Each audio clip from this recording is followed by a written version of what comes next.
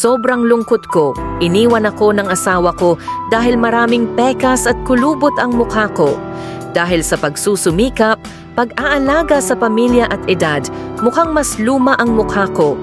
Ang balat ay lumulubog hanggang sa lumalabas ang mga pekas at kulubot sa mukha.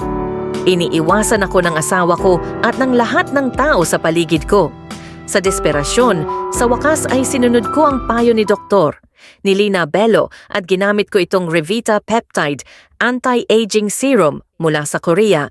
Ito ang kanyang sikreto sa pagtanggal ng pekas at kulubot na minamahal ng milyon-milyong kababaihang Pilipino at Asyano. Ito ay isang mahahalagang langis, ngunit hindi ito mamantika sa lahat. Isang 30 mililitro na bote, maaari mong gamitin sa loob ng isang buwan. Mag-apply bago matulog tuwing gabi at hugasan sa susunod na umaga.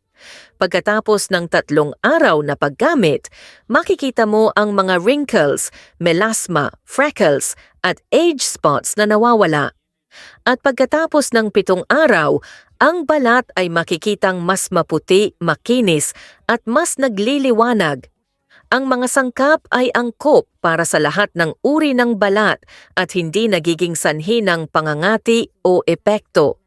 Dapat mong gamitin ito araw-araw upang mapanatiling maganda at malusog ang iyong balat. Sundin ang video na ito para makabili. Tiyaking hindi ka bibili ng maling produkto.